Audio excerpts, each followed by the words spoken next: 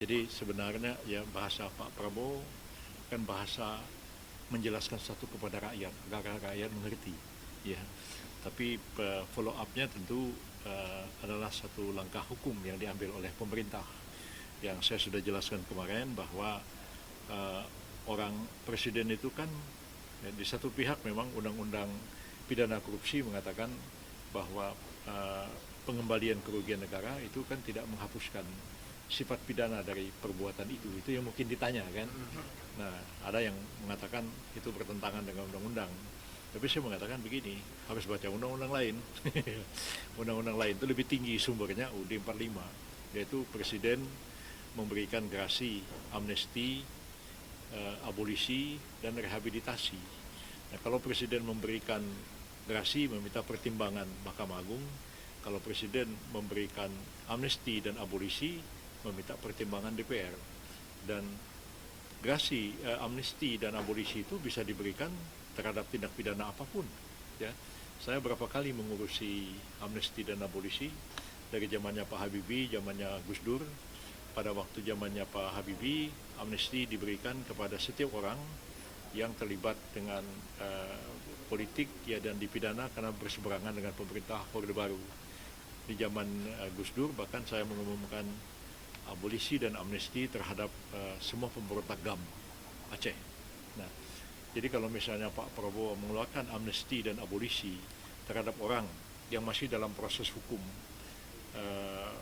diduga melakukan korupsi atau orang yang sudah divonis bersalah melakukan korupsi, presiden bisa memberikan abolisi, bisa juga memberikan abolisi jadi perkaranya tidak dituntut, atau presiden memberikan amnesti sedang sidang ataupun diadili ataupun juga tidak akan dituntut. Itu bisa terjadi. Ya, jadi kalau itu dilakukan, maka ketentuan tentang bahwa meskipun mengembalikan kerugian negara tidak menghapuskan sifat pidananya, itu kalau diberikan abolisi amnesti, ya perkara itu selesai. Nah, lebih tinggi itu UUD 45 sumbernya. Nah, jadi sedang dikaji oleh para menteri, Pak Supratman terutama ya, bahwa rencana presiden akan, kalaulah orang yang diduga melakukan korupsi itu dengan sukarela mengembalikan harta atau uang negara yang mereka korup, atau mereka sudah dipidana dengan sukarela menyerahkan lebih daripada apa yang sudah diputuskan misalnya juga diserahkan, maka presiden mengatakan akan dimaafkan. Nah, bahasa Pak Presiden begitu. Kalau bahasa hukumnya ya akan masuk dalam daftar orang yang diberikan amnesti dan diberikan abolisi. Bisa juga kalau gerasi itu individual, si A dipidana dia harus mohon gerasi. Tapi kalau amnesti abolisi itu presiden mengatakan semua orang. Nah, seperti Gus Dur dulu, semua orang yang terlibat dalam gerakan bersenjata, gerakan Aceh Merdeka, diabolisi, diamnesti, nggak disebutin namanya. Namanya siapa? Saya ngatur. Jadi saya mengatakan si A, si B itu Menteri Kehakiman. Jadi dia umum. Jadi bisa aja kan segala orang yang sampai tanggal sekian. Nah, kalau di PRRI dulu, setiap orang yang terlibat dalam pemberontakan PRRI Perpesta yang menyerahkan diri sampai tanggal sekian diamnesti dan diabolisi. Itu. Nah, kalau misalnya Pak nanti keputusan kalau apa namanya amnesti dan abolisi itu pakai Kepres. Jadi Kepres mengatakan misalnya ya 1 Agustus tahun 2025 ya, barang siapa yang terlibat korupsi ini mengembalikan hartanya dinyatakan diabolisi. Nanti nama-namanya kita yang susun berdasarkan data yang kita miliki. Gitu. Jadi ya kalau bahasa Pak Prabowo ya mengatakannya akan dimaafkan. Ya, tentu prosesnya ada pemberian amnesti dan abolisi, ya. Prof, yang 44 terkait dengan ini, gitu kan terkait dengan napi ini narkotika. Jadi kan yang akan diamnesti abolisi itu kan beberapa kriterianya sedang kita bahas, antara lain adalah anak-anak muda yang usia produktif dan mereka ini adalah pengguna bukan pengedar. Nah, jadi Pak Presiden berempat orang seperti ini kan mestinya nggak dipenjara, tapi undang-undang kita memenjarakan mereka. Nah, Presiden mau memberikan amnesti terhadap mereka. Nah, karena usia muda dan produktif, ya Pak Presiden maunya, nah kita kan bilang begini, kan orang ini kan harus direhabilitasi. Nah, kalau misalnya di amnesti terus keluar nggak dia apa-apain, kan kita yang disalahin sama masyarakat. Ngapain sih ini orang bikin resah orang sekampung kan begitu. Nah, karena itu harus ada penyaluran. Mereka ini adalah sekaligus di rehabilitasi dan sekaligus disalurkan usia produktifnya itu. Maka presiden akan merekrut mereka itu dalam komponen cadangan yang militer begitu. Tapi ini bukan militaristik, ini the military way, bukan militarism, itu hal yang berbeda. Kalau militarism itu betul-betul kita menggunakan militer betul, tapi kalau military way itu kita menggunakan cara-cara militer untuk menyelesaikan sesuatu. Bisa aja perusahaan company yang besar dia menggunakan military way, bisa aja.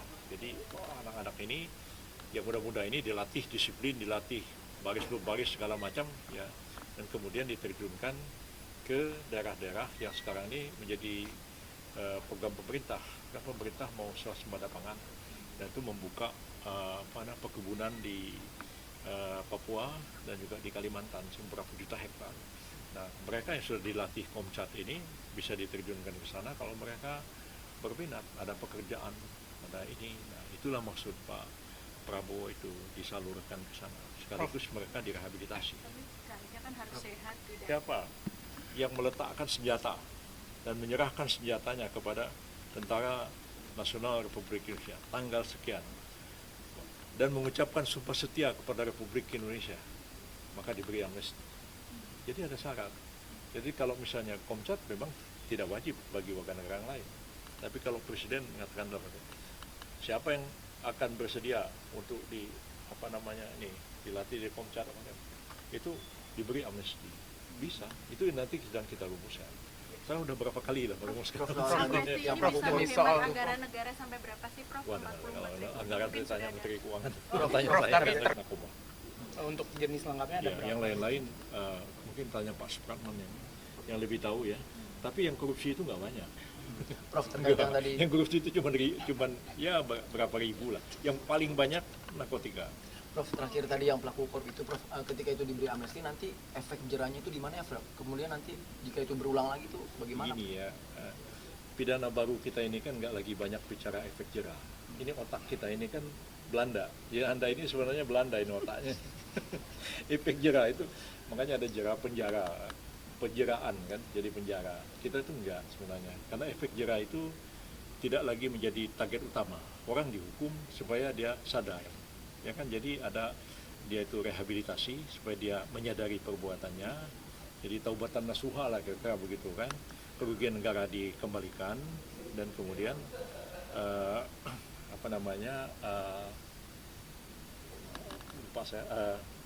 kerugian negara dikembalikan, orangnya dipidana, ada begitulah kira-kira.